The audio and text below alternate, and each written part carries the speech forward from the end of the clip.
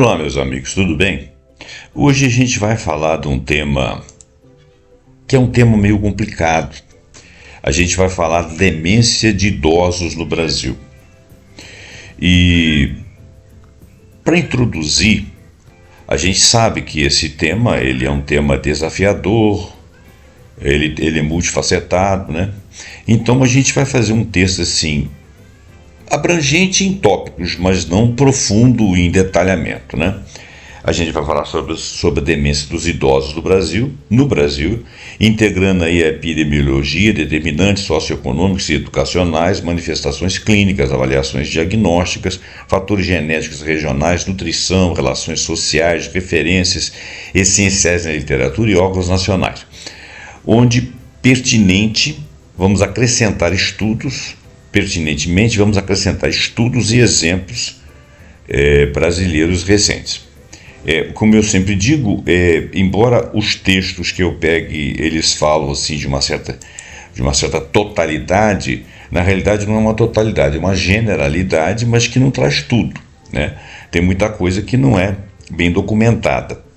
Mas eu achei interessante falar sobre a demência de idosos no Brasil, porque existem alguns determinantes, e esses determinantes passam por ser também educacionais, socioeconômicos. Bom, antes de mais nada, eu vou pedir para você deixar seu like, deixar seu comentário, dizer se você achou o tema interessante, sugerir temas se você quiser e assinar o nosso canal. Bom, então olha bem, o envelhecimento acelerado da população brasileira trouxe à tona a demência como um grave problema de saúde pública. As estimativas mais recentes, como o Relatório Nacional sobre a Demência do Ministério da Saúde de 2024, indica que cerca de 8,5% da população idosa brasileira convive com a doença, com variações regionais que chegam a 10,4% no Nordeste, mais ou menos. Então, olha bem, cerca de 8,5% da população idosa brasileira convive com a doença. E tomando variações regionais, no Nordeste nós temos um percentual de 10,4%. Então, quer dizer, você já tem um diferencial regional que está ligado a algumas coisas que nós vamos ler aqui. A demência é uma síndrome clínica, né, definida clinicamente como um declínio progressivo das funções cognitivas, quais sejam memória, capacidade de linguagem, de atenção, de funções executivas, de tomar decisões, de fazer conta, de verificar horários, de programar a vida, todas essas coisas, que é suficiente para comprometer a independência do cidadão. No Brasil, estimativas recentes indicam que cerca de 8,5% da população, com 60 anos ou mais, convive com demência, aproximadamente 1,8 milhões de pessoas em 2024. É um dado que foi dado aí. Com projeções para um forte aumento absoluto até 2050, são projeções devido aos históricos, devido ao envelhecimento populacional. As pessoas estão vivendo mais e nós temos uma quantidade de pessoas mais velhas que vão aparecer e que vão permanecer. Quer dizer, a população jovem não vai se manter hegemônica, vamos dizer, numericamente, tão decisivamente quanto ainda é, e claro que ainda será, mas de qualquer forma, existe uma tendência dessa curva aí virando para mais pessoas mais velhas, e as pessoas mais velhas que viverem mais, se não tiverem um certo acondicionamento melhor para que não caiam na demência, seja por fatores não genéticos, quando é genético não tem muito o que fazer, mas por outros fatores, você possa manter a saúde da população. Se você não conseguisse, a tendência seria aumentar o número de demenciados. Esse aí seria uma perspectiva, né? Aproximadamente 1,8 milhões de pessoas em 2024, com projeções para um forte aumento absoluto em 2050, pelo envelhecimento da população e porque alguns critérios de avaliação de como que a pessoa se demencia não estão prontamente resolvidos ou em projetos para ser resolvidos. Em princípio, ainda não.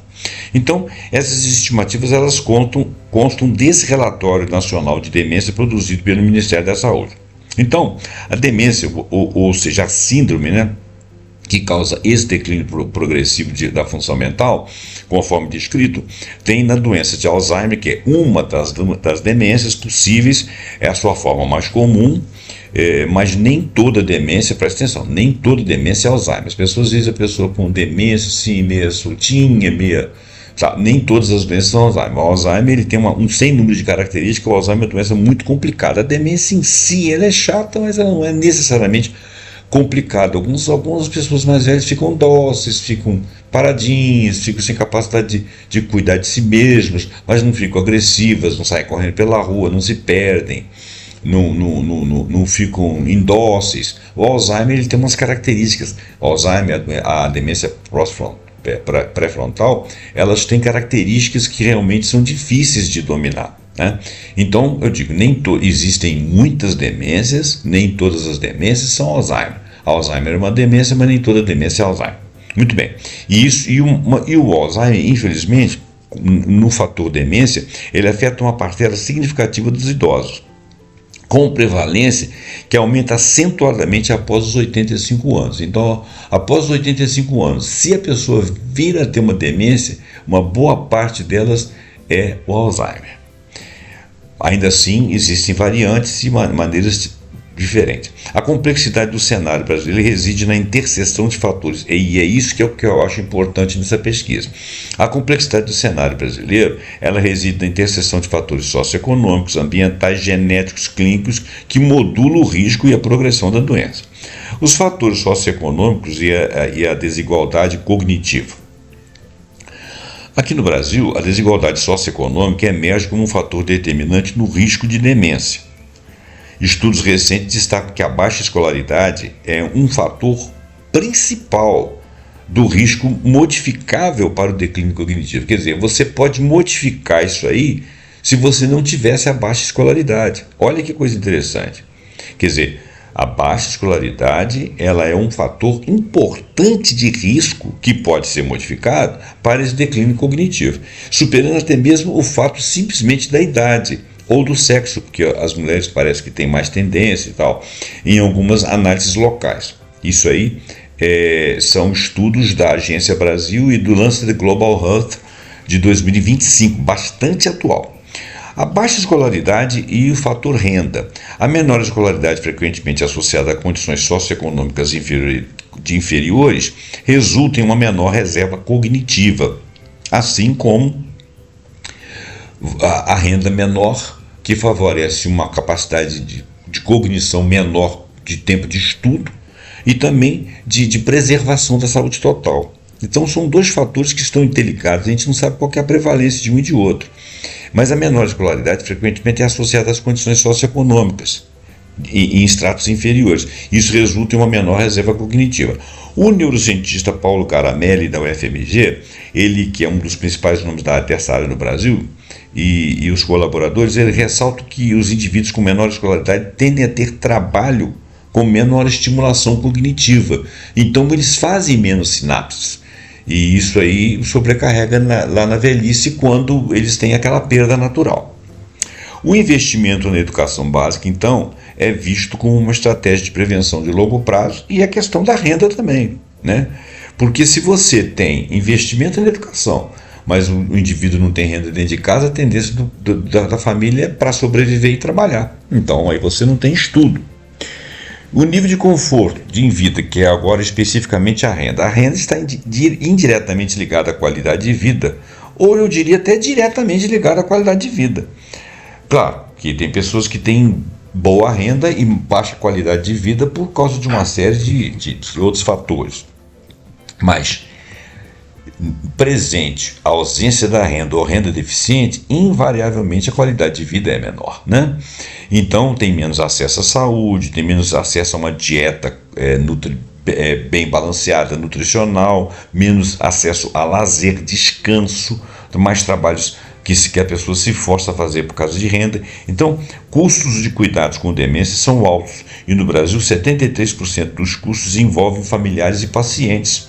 Quer dizer, são as pessoas que estão ali no entorno ajudando os pacientes, evidenciando uma sobrecarga financeira nas próprias famílias, que tem que arrumar jeito de tratar essas pessoas, especialmente as de baixa renda, e isso aí é um dado do Ministério da Saúde de 2024. Situação econômica, nível de escolaridade e conforto de vida. Então, olha, renda, condições habitacionais. A escolaridade, já vimos, é um dos determinantes mais robustos. Múltiplos estados no Brasil e no mundo mostram que maior escolaridade se associa a menor prevalência de demência e um declínio cognitivo um pouco mais lento, interpretado como maior reserva cognitiva. No Brasil, a relação entre escolaridade e risco de demência é consistente. Idosos com baixa escolaridade ou analfabetos, até mesmo analfabetos, apresentam prevalência significativamente maior do que os que têm ensino superior ou mesmo ensino médio ou ensinos ainda que mais avançados que sejam de instrução. Estudos epidemiológicos brasileiros e análises multicêntricas destacam esse gradiente. A renda e o conforto, obviamente, acesso a saneamento, moradia adequada, transporte, serviço de saúde interagem com a escolaridade. Pobreza na velhice aumenta a exposição a fatores de risco vascular não controlados, como hipertensão e diabetes, que as pessoas não têm nem ciência e nem procuram saber, e estão submetidos a essas intempéries dos seus organismos sem saber. Desnutrição, que eles também não sabem se alimentar, às vezes não têm educação para tanto, não têm renda para tanto. Acesso reduzido a avaliações neuropsicológicas e diagnósticos tardios, porque dependem de um médico quando estão doentes e não fazem regularmente visitas para fazer análises. Tudo isso eleva a carga de demência da população mais vulnerável, que é a população de baixa renda. E o relatório do Ministério da Saúde discute níveis de subdiagnóstico e vulnerabilidade econômica. Por que subdiagnóstico? Porque nós não temos diagnosticados algumas pessoas que, se houvesse uma coleta de dados maior e um estudo de campo, nós teríamos mais diagnósticos. Por isso, são subdiagnosticados. Exemplo prático, por exemplo, aqui é um idoso de baixa renda com poucas décadas de escolaridade, morador de zona rural com acesso limitado a serviços de saúde. Ele tem muito menor probabilidade de receber um diagnóstico precoce, com certeza, e iniciar algum tipo de tratamento que poderia atenuar o problema até certo ponto. Ele não tem acompanhamento neuropsicológico, ele não tem intervenções de reabilitação quando necessárias, resulta numa progressão funcional e maior custo para os cuidadores sem ajudas de terapias adequadas. Condições clínicas e avaliações diagnósticas. O histórico de doenças associadas, que são chamadas das comorbidades, além da demência propriamente, doenças associadas, por exemplo, a pesquisa brasileira corrobora a relevância de fatores de riscos modificáveis, ou seja, aqueles que você poderia fazer intervenção e atenuar o problema.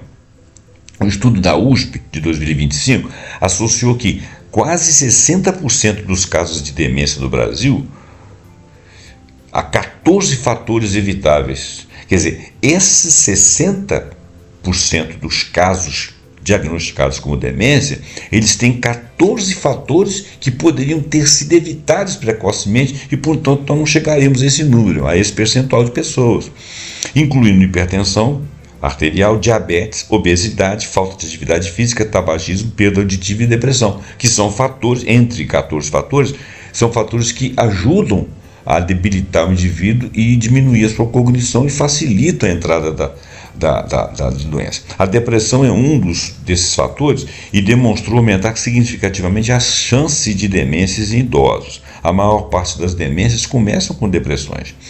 Avaliações neuropsicológicas e funcionais, no Brasil, assim como globalmente no mundo todo, baseia-se em critérios clínicos e é complementado por avaliações especializadas por área.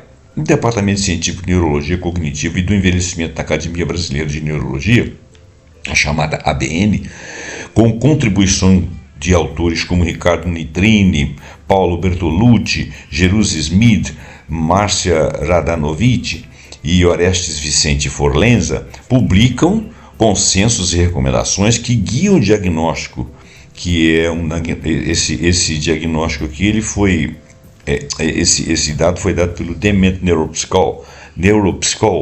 acho que é psicólogo que fala mesmo, online.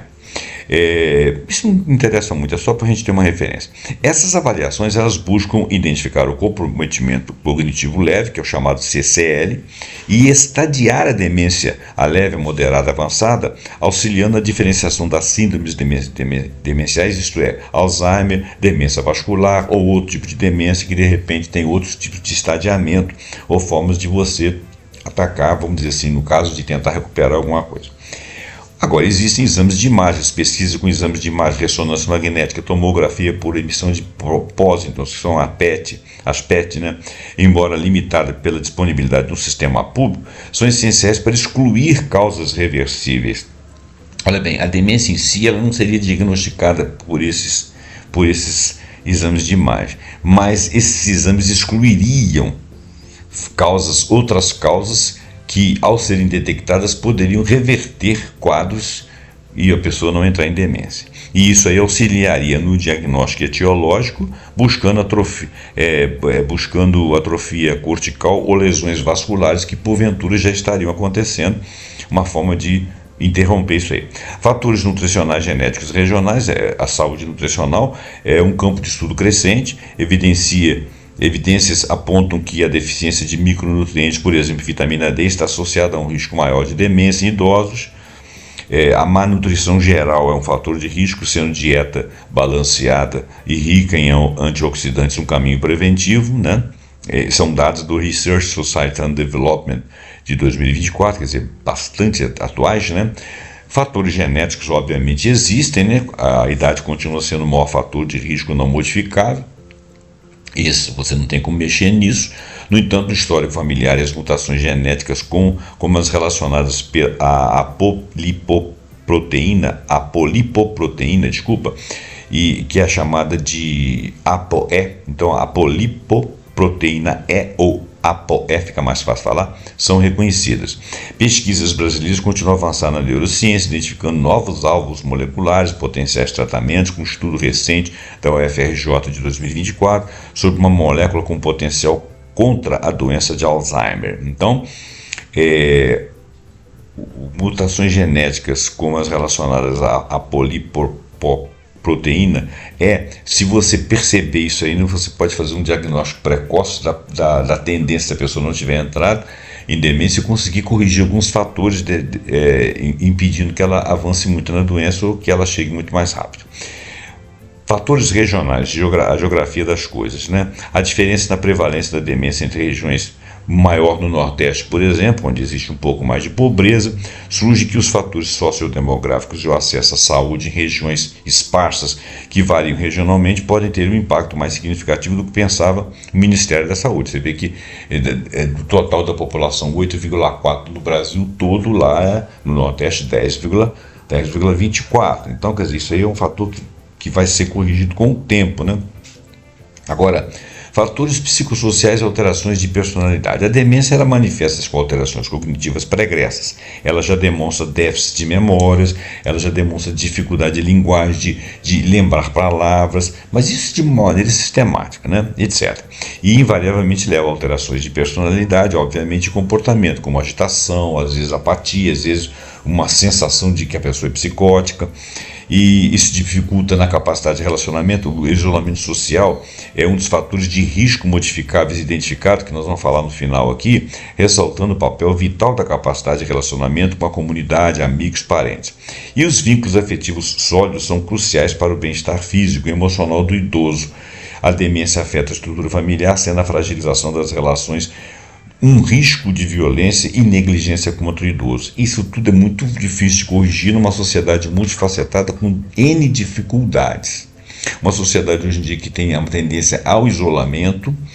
A urbanização manteve muitas casas com poucas pessoas sem filhos, com poucos aparentados próximos. Complicado. Então, aprofundando isso aí, a sintomologia cognitiva pregressa o histórico clínico das doenças associadas. As apresentações clínicas variam por tipo de demência. O Alzheimer predominantemente são os mais estudados, mas a demência vascular também, a demência frontotemporal, a demência por copos de Lewy, as demências mistas, que existem vários outros tipos. Os sintomas prodrômicos, que são os primeiros sinais ou sintomas que precedem uma doença ou um evento, são chamados de sintomas prodrômicos, né? Podem incluir declínio de memória episódica, dificuldade de encontrar palavras, perda de fluência executiva, alterações de comportamento ou alguma apatia ou alguma agitação. Mas é um conjunto de fatores não é um ou outro, tá? Por exemplo, tem muitas pessoas que têm problema de declínio de memória episódica ou declínio para encontrar palavras, mas isso não está associado a uma série de outras ações executivas, fluências, comportamentos e tal. Então, isso aí é mais uma demanda de tempo, uma demanda de época, uma demanda de cansaço por algum motivo, né? Agora, tem que se olhar todo esse conjunto, né? Comorbidades médicas, por exemplo, hipertensão, diabetes, doença vascular, doença cardíaca, AVC prévio que possa ter existido, obesidade, elevam o risco de demência, especialmente de origem vascular ou mista. O controle inadequado dessas doenças, mais comum em estados socioeconômicos mais baixos, que as pessoas nem se dão conta disso, quando se dão conta não tem como tratar, é importante fator modificável. Estudos nacionais discutem essas associações em amostras nacionais brasileiras. Avaliações neuropsicológicas e funcionais. O diagnóstico clínico combina história clínica detalhada, avaliação neurológica, testes de memória, teste de linguagem, de atenção, de funções executivas, avaliação funcional, ou seja, instrumento que medem atividades na vida diária. Por exemplo, tem uns instrumentos chamados CATS, outros chamam Lawton Brody, ou escalas adaptadas ao contexto brasileiro. Quer dizer, são instrumentos que eu não vou explicar aqui, primeiro porque não sei, segundo porque eu teria que trazer uma pesquisa mais aprofundada, achei por bem só mencionar, não coloquei aqui essas explicações. O Brasil tem protocolos e consensos. Departamento de Neurologia Cognitiva e do Envelhecimento, Academia Brasileira de Neurologia, são dois que recomendam baterias, critérios e manejo, consensos e guias publicados de 2020 a 2023 que levam em consideração aqueles exemplos que eu dei em cima. O uso de testes padronizados e normas locais é importante porque a escolaridade e a região culturalmente influenciam nos scores da demência. Isso faz parte também, né? Exemplo, pacientes com baixa escolaridade podem apresentar certos scores baixos em testes de memória verbal, sem que isso represente necessariamente que eles tenham um declínio patológico.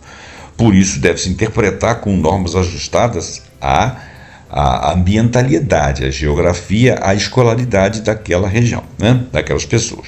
Pesquisa de exames de imagem e biomarcadores, né?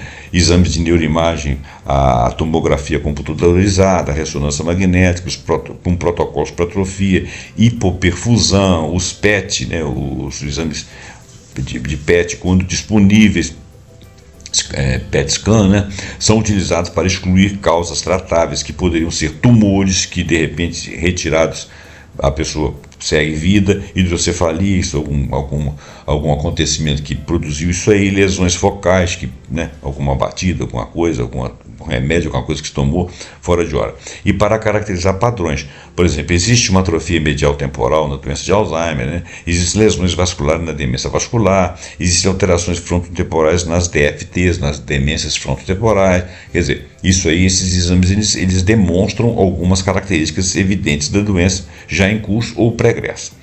No Brasil, o acesso aos PET scan, com marcadores de beta-amiloide ou tal, são restritos e são concentrados em centros de referência, o que vai limitar o uso rotineiro. Diretrizes brasileiras e revisões nacionais descrevem indicações e limitações nos exames complementares. Alterações de personalidade ou estudos dentro da neuropsiquiatria. Alterações comportamentais, por exemplo, irritabilidade, apatia, desinibição, agitação, alucinações, são comuns, variando por tipo de demência. Exemplo, desinibição precoce em demência frontotemporal, alucinações visuais em doenças dos corpos de Levy. Essas mudanças frequentemente geram maior carga aos cuidadores e podem ser a principal causa de institucionalização, ou seja, colocá-los em locais em que eles possam ser cuidados por terceiros. Consensos nacionais trazem recomendação para manejo farmacológico e não farmacológico. Os polimorfismos, como o ApoE4, aumentam o risco de Alzheimer, que são fatores encontrados, né? Há estudos brasileiros que investigam a frequência e o efeito do alelo ApoE, ou APOE, não sei, em populações locais, apontando semelhanças e diferenças relativas à heterogeneidade étnica brasileira, onde você tem polimorfismos em uma parte da população e outros não, o que favorece a doença de Alzheimer. Apesar do papel desse APOE, a maior parte do risco populacional é explicada por fatores modificáveis, educação, questões vasculares, ou seja, se você tem lá formação de placas e com isso você tem perdas vasculares ali, você tem que fazer um tratamento, controlar colesterol, essas coisinhas assim. E o próprio estilo de vida, se você faz exercício, se você não faz, se você é paradão e tal. Fatores regionais e geográficos. O Brasil é heterogêneo. No Norte e no Nordeste você tem menos escolaridade e acesso mais limitado a serviços de saúde especializados, enquanto regiões Sul e Sudeste concentram maior oferta de diagnósticos e cuidados. Estudos de relatórios nacionais mostram variações regionais na prevalência do diagnóstico e na capacidade de resposta do sistema de saúde naquela localidade, com implicações para políticas públicas locais, obviamente. Saúde nutricional. Estudo nutricional fortemente associado à demência. A desnutrição e perda de peso são frequentes em estágios avançados e também pode acelerar o declínio funcional. Disfagia, aumento de risco de aspiração, a pessoa pode aspirar aquilo ali e ter pneumonia. Revisões de estudos brasileiros indicam altas taxas de desnutrição em idosos com demências hospitalizados e apontam a importância da triagem nutricional e intervenções dietéticas. Capacidade de relacionamento com comunidade, amigos e parentes. Solidão e isolamento social elevam o risco de demência. Uma grande meta-análise publicada na Nature Mental Health de 2024, com dados de mais de 600 mil indivíduos, mostrou que sentir-se solitário aumentou o risco de demência em 31%. No contexto brasileiro, desigualdades sociais, migração de jovens para centros urbanos, mudanças nas estruturas familiares podem aumentar a exposição de idosos à solidão, agravando o risco. Programas comunitários, redes de suporte e políticas de inclusão social são, portanto, estratégias protetivas adaptativas importantes. Pesquisas e institutos relevantes. O Ministério da Saúde, o Relatório Nacional de Demência de 2024, Epidemiologia, Subdiagnóstico e Projeção, são dados nacionais e existem projeções até 2050. A Fiocruz também faz pesquisas e sínteses sobre prevalência e artigos de revisões científicas, estudos epidemiológico publicado nas revistas indexadas, por exemplo, análise de prevalência por idade e escolaridade, estudo de carga de doença no Brasil, estudos multicêntricos nacionais sobre potencial e prevenção. Tudo isso são estudos ensaios recentes da The Lancet Regional Health das Américas, liderado por Cláudia Castro Emoto e colaboradores, que vem avaliando o potencial de prevenção da demência do Brasil ao abordar fatores modificáveis e de baixa escolaridade. A tendência seria prevenção primária, investir em educação ao longo da vida, controlar fatores vasculares de hipotensão diabetes e tabagismos, promover atividade física, nutrição adequada, redução da solidão. Diagnóstico precoce nas redes de atenção, centros de cuidados centrados no cuidador, ou seja, aquele que vai tratar dessas pessoas, suporte, educação, políticas de proteção social para esses cuidadores familiares, porque eles ficam sobrecarregados, a maioria deles são mulheres, incluindo suporte nutricional, manejo de comorbidades, intervenções psicoeducacionais, porque o camarada vai cuidar de alguém que ele não tem noção de como é que cuida, ele não sabe remédio, ele não sabe se aquilo ali, ele não sabe aferir se aquilo ali é uma coisa que está evoluindo para um lado ou para o outro. Esse cuidador ele tem que ser munido, e ajudado. Exemplo de casos ilustrativos, um caso sintético aqui. Uma mulher de 72 anos, que tinha 2 anos de escolaridade e renda mínima. Ela vive num município do interior, lá no Nordeste. Começa com queixas de memória episódica, perda de autonomia em atividade doméstica, história de hipertensão mal controlada, com diabetes, exames neuropsicológicos mostram um déficit de memória episódica com preservação relativa da linguagem. Sugestivo de doenças de Alzheimer, isso aí seria possível. A tomografia computadorizada sem alterações agudas, avaliação nutricional mostra perda ponderal moderada. Cuidadora relata isolamento social e a piora da apatia. Esse perfil reúne vários fatores de risco e vulnerabilidade apontados pela literatura médica. Baixa escolaridade, menor reserva cognitiva, comorbidades vasculares, desnutrição e isolamento social, todos potenciais alvos de intervenção, ou seja, baseado em padrões descritos e em estudos brasileiros e diretrizes nacionais. Esse caso poderia, com certeza, ser evitado né? Então, quais são os pontos-chave, né? A demência no Brasil já apresenta um problema de saúde pública relevante, aproximadamente 8,5% com as pessoas com mais de 60 anos com demência em 2024, dados. A tendência de aumento absoluto até 2050, já falamos. Existem educação e fatores socioeconômicos determinantemente centrais. Baixa escolaridade, pobreza elevam risco e atrasam o diagnóstico. Políticas educativas e redução de desigualdades são cruciais como políticas públicas para essas populações. Muitos casos estão associados a comorbidades vasculares que deveriam ser diagnosticadas a tempo, nutrição precária, isolamento social, todas elas modificáveis. O diagnóstico exige integração, historicidade clínica, avaliação neuropsicológica a tempo e a hora, ajustada por escolaridade, exames de imagem, quando indicados e quando disponíveis, biomarcadores em centro de referência, diretrizes nacionais que orientam esse fluxo. Bom, então, nós temos aqui uma avaliação de que o Alzheimer representa a maioria dos casos de demência, tá? E um crescimento explosivo. A estatística mais impactante e o aumento brusco no número total de casos diretamente impulsionado pelo envelhecimento populacional, conforme eu disse no início.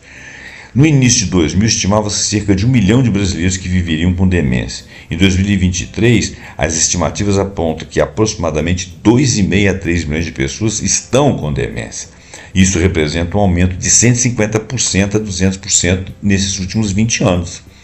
Quer dizer, nós subimos demais nas estatísticas daquilo que foi previsto, daquilo que é a realidade.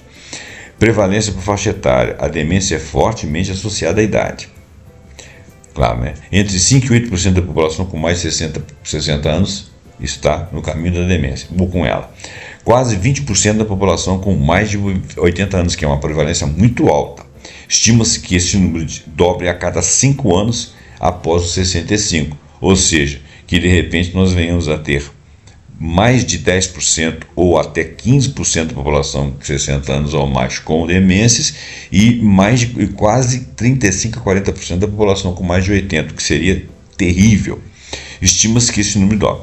A doença de Alzheimer é a principal causa, é o principal demência que tem aparecido. Ela não é a única, mas ela é a principal. Cerca de 60 a 70% de todos os diagnósticos de demência são Alzheimer. As vasculares representam a segunda causa mais comum, porque elas estão ligadas a diabetes, entupimento de veias, controle de como é que chama, de colesterol, etc, etc, né? E depois delas, na ordem, vem as do corpo de Levy e a frontotemporal.